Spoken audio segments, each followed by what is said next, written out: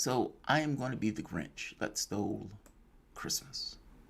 And I don't mean to be the Grinch that stole Christmas, but I do want to inject a little bit of reality into some of the things that have been taking place. Derek Chauvin has been found guilty on all charges. Murder in the third, murder in the second, and I believe there was an accidental manslaughter, something to that effect. But basically guilty on all three counts. And because people have this thought that cops rarely get prosecuted, there was this belief that Chauvin could have potentially walked. Now, I watched the trial, at various points of the trial, and Chauvin's defense was comically ridiculous. Because you must understand, even though everybody is entitled to a defense, well, in court, you can't lie, at least not in a way that you can be caught. And there were certain things that they had to explain to justify Chauvin's actions. And it is very difficult to explain how one grown man will put another knee on a man's throat for 9 minutes. And that person begs and pleads for his life for one moment after the next, and even gets to the point where he calls for his mom, and even gets to the point where he goes unconscious. And he keeps the knee there. And the paramedics get there. And he keeps his knee there. And he keeps his knee there for another minute and a half after the paramedics get on the scene. You got to explain that. And how do you explain that? How do you say your life was at threat when the guy is unconscious?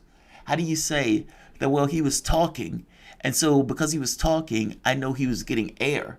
What was he saying? That he couldn't breathe. And so I knew he was lying to me in that moment, so I just kept my knee there. Okay, but what happened when he stopped breathing? What happened then? Did you even know that he stopped breathing? I hope you get my point in this. There was no legitimate defense. The only notable thing that would have happened in that trial is if Chauvin would have walked, or if any of the charges would have came back from the standpoint of a split decision. Meaning that Chauvin was so dead to rights and guilty by what took place and the emphasis that was being placed on it, that not only was the specter that they were going to burn shit down if Chauvin walked, but that's to a lesser degree. In real specific terms, that video is so damning that I've met people who are typically on the right that could not defend the actions of Chauvin. Now, this creates another problem, the bad apple effect, this notion of cutting bait. You're climbing a mountain, the guy falls, you don't want him to take you down with you, so cut bait. And you keep going. And you distance yourself as if, it's like all of your friends are cheating on their wives. And one of your friends get caught. And you go to your wife and says, I had no idea he was doing that. I would never do that to you. How dare he does that to you? I can't believe he did that. Shirley is so nice. She's such a nice person. She's such a nice person. Bastard. Can't believe he did that. Can't believe he did that. Hey, let's go to the movies or something. I just want to be close to you. Yeah, it's the distancing of oneself in order to try to make yourself look as if you have some level of virtue by relative distance. I mean, fair enough. I would make the point that says what took place was typical policing. That's the catch. That's the terrifying part of this case. It's not that Chauvin got convicted. Chauvin was supposed to get convicted just based on looking at the goddamn tape. It's the fact that what Chauvin was doing, there were 3 other cops there. They saw nothing abnormal at all. I would wager to you that that's how Chauvin just did his job. That's how all of them did their jobs. And if you look at policing across the country, I would wager to you that it's something similar. And many of those cops saw what happened with Floyd, and they said, there but go the grace of God go I, because I just had a guy in that exact same position a few minutes earlier before I saw that video. I'm making the point that Chauvin was guilty and dead to rights. Not one of them saw anything wrong with the way that he was behaving towards George Floyd. It was his typical normal behavior. And the authority issues and everything else that these guys have, I think it's typical normal behavior. I understand why people are celebrating. I get it. When the verdict was read,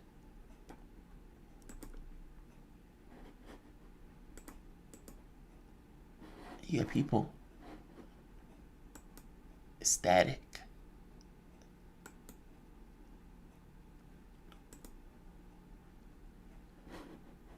That he was convicted. I didn't feel anything. It's like I said, to me, the only thing that would have mattered, that would have been weird, is if he got off on any of those charges. And I know it is a high bar to get a cop arrested, or for that matter, especially locked up. By the same token, it is not an impossible bar.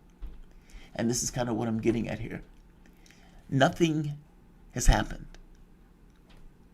tangibly, in real terms. It's true that Chauvin has gotten convicted. Yes, the state convicted Chauvin. And yes, I do believe that they cut bait. When you have all of those cops that would come out and says, yes, I can't believe he did that. That's not what we teach. That's not in our manual. That's not what we do, etc., etc. It's a way of distancing yourself from the person who basically went too far afoul. They couldn't defend the behavior, and because they couldn't defend the behavior, they cut it off. And keep in mind, the police defended the murder of Tamir Rice to show you how grimy the depths they're willing to go at times. But the problem is, you had one man physically murder another man, and to do so in painstaking detail for 8 minutes. I could sit here and wait for 9 minutes just to get you the feel of what 9 minutes feels like, and then to add on the weight of another man on your throat to the point where you lose the ability to breathe, you lose consciousness, and eventually you lose your life. What other verdict was there going to be? And I know some people could say, well, dude, cops get off all the time. That is true. But locking up a cop is not impossible. And the argument that I'm making here is that you shouldn't celebrate because nothing has tangibly happened. Yes, he was convicted. Derek Chauvin should have been convicted because Derek Chauvin was guilty as sin. But nothing else beyond that conviction happened. It doesn't mean anything. That's the point I'm trying to make. It does mean something to the family, don't get me wrong. And I know it means something to people who wanted him convicted in this kind of punitive fashion. But there is no justice to be found here. And not just justice to be found here. There's nothing that is tangibly changed in any real term way that should be celebrated. Welcome to the Soapbox.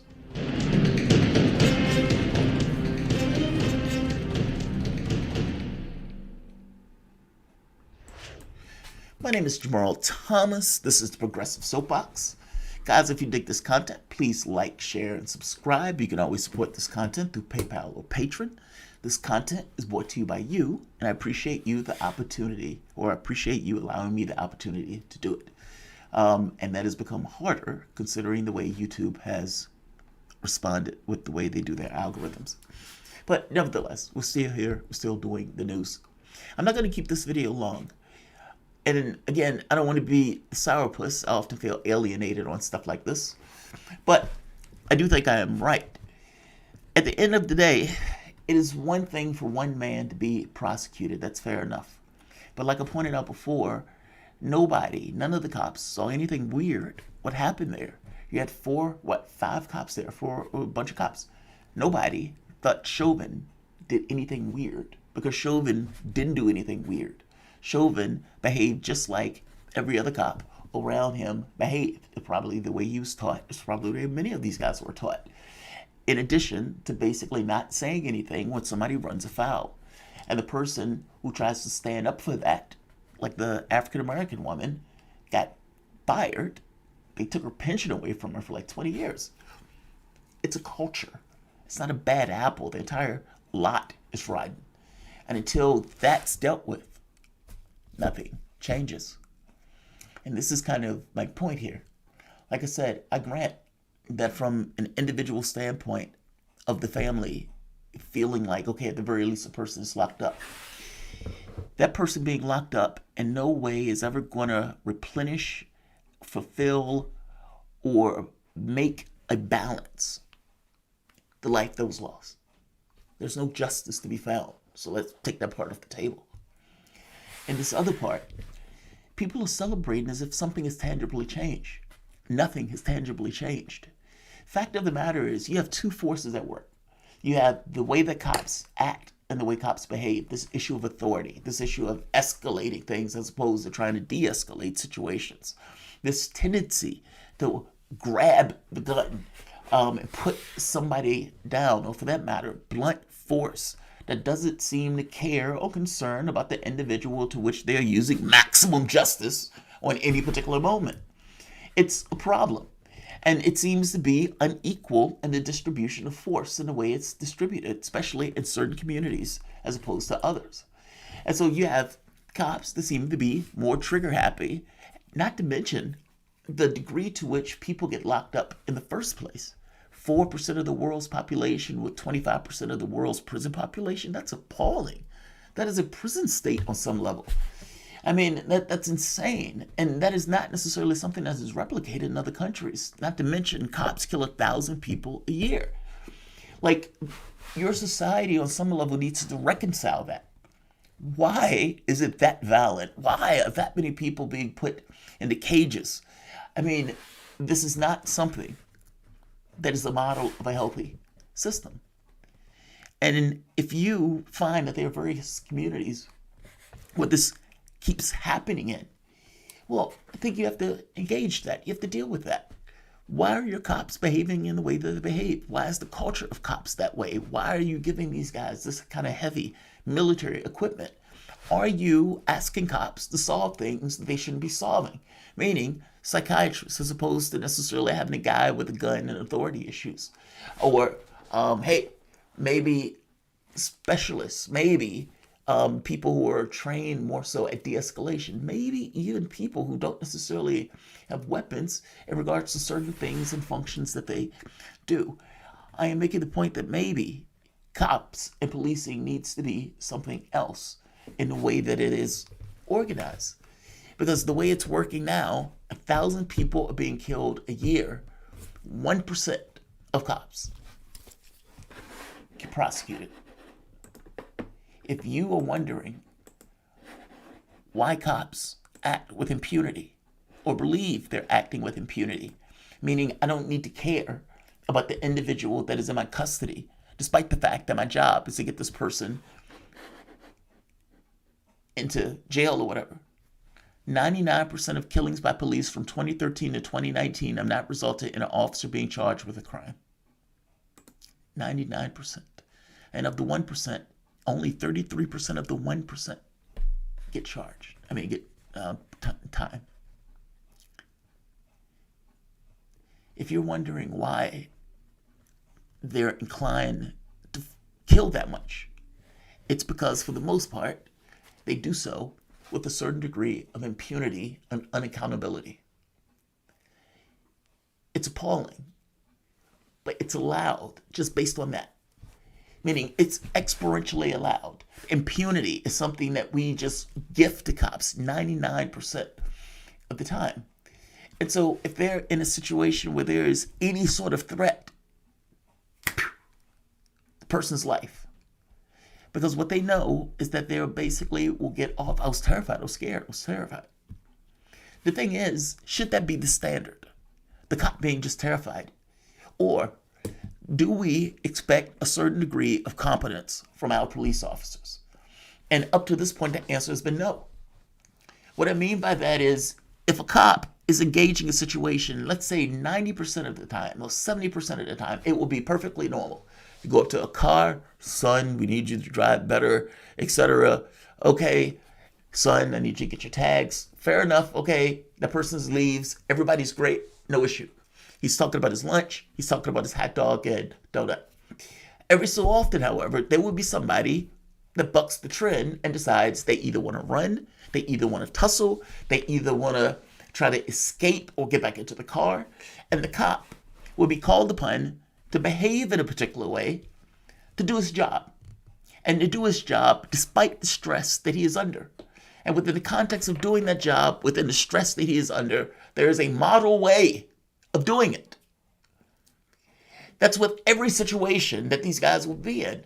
Nobody's expecting them to be superhuman. Nobody's expecting them to do things that a human being can't possibly do. But within the context of their job and their capability, yes, they are expected to behave in a certain way, within certain guidelines, at a certain level of competence. And if they're deviating outside the level of competence to the degree of incompetence, then they should be prosecuted for it. The question becomes, what is that deviation to incompetence? I would say that considering that we pay their salaries, and even on somewhat of a morality level, that we are human beings, that maybe they should look at people with a little bit more value than they do. That in the capacity of the job, this notion that you take zero risk, and that if you are threatened in any way, even if it's just in your head, you are perfectly legit to take the life of somebody else. I think that's a problem. And I think the 99% of cops that get off basically make that problem that much worse, embolden, even incentivize that particular process. I'm not going to take any risk. I would rather be judged by 12 than carried by 6. Because I know that 99% of the time, I'm not even going to be judged by the 12. Impunity is part of the problem. If a cop is in a situation, they should be expected to act with a certain degree of competence. The scale, the standard, should honestly be, if it's possible, to get that person home alive. And the cop, let's say, doesn't necessarily put themselves in mortal danger in this kind of frivolous way. But if there's a chance to take that person alive, then they should be required to take it. Meaning, if I can use a taser instead of a gun, they should be required to take it. The standard shouldn't just be, well, the cop was terrified. That's a horrible standard. They should be responded and be forced to act with a certain degree of competence, expected to act with a certain degree of competence. And yeah, if they breach it, they should be prosecuted for it. There are too many killings. They abuse their authority too much, far too much. This takes place all across the United States. And it's not just the killings. It's things that go beyond the killings in the way that they act and engage the population. It needs to change. And so, yeah, when I'm making this point that if there's a way to try to get a person out of a situation alive and they don't take it, then yes, maybe there should be consequences for that, considering life should have value, even when that person is having somewhat of a bad day. It is not the job of the cop to be judge and jury. The job of the cop is to get that person into custody in the most expeditious way possible. If possible, not to injure the person, and certainly, if possible, not to kill. It's not that I'm saying put your life in jeopardy. I'm making the point of saying give that person the benefit of the doubt that there's somebody else that gives a shit about that person, even when he's having a bad day. And that going for the gun, if there's another alternative, doesn't just get passes anymore. You got to deal with the cop problem. And I'm sorry, this goes beyond the cop problem, though. Separate and distinct from the cop issue, where cops should be prosecuted and whatnot, there's this other issue of the poverty in the various communities. Why is the 13-year-old holding a gun? Separate and distinct from anything else. Take everything else off the table. Let's say nobody got shot. Let's say it's a Saturday night. Let's say I'm sitting in the room with my wife, somebody else is playing Xbox, and this child, who's not even in high school, has a loaded firearm that can basically put a bullet in somebody. Why? Why? Why is that okay? Why is that okay? And not just why is that okay, how does the mayor of Chicago, how does the population see that, know that, acknowledge that that is true, and pretend as if that doesn't matter? I'm not talking about this in the context of the cop. The cop cannot say freeze, the person puts their hands up, and then they bang, takes the person's life. That's exactly what I mean in a situation of, shouldn't the cop have an expectation of the benefit of the doubt? If the person is following your orders, you should not be able to put a bullet in the person. And yeah, maybe more than a split second is required for that. I don't know if you need to put that in regulations, but certainly not raise your hand, boom. Not that. Not that. And whatever that standard is, yeah, he should be judged by that particular standard of whether or not he should have took that shot. I'm talking about something separate and distinct, though. I'm asking, why is it okay? Why do we allow our communities to fall into such disrepute where you have 13-year-olds who are running around with firearms? That's astonishing. Is that normal for that community? Is that, a natural state of being for that particular community in that particular part of Chicago? I'm trying to understand if this is something that they've just grown accustomed to with kids having weapons. And the question becomes, why have they grown accustomed to that? Now, what do we do about it? And the answer, of course, is nothing. It's nothing. So what they do is they send in cops. They say, all right, we're going to use cops to fit into this circle, into the square hole. And of course, cops are being put into situations where they have no capacity to do what they are being asked to do, which is basically they've made a choice that says, instead of raising taxes, instead of investing into the various communities, instead of giving money to these communities to make sure these people aren't poor, instead of having job programs to make sure these people can get jobs when they want to work, instead of dealing with that stuff in a somewhat of a structural, mechanical way, what we're going to do is we're going to send in cops to hold back the night. We're going to put up the thin blue line. That's what we're going to do. This is the cheap way out. So instead of doing anything structural to try to fix a particular issue, you don't do that. You send in cops. Now, my aggravation with this is that when I see people on the news celebrating in this kind of this, like this.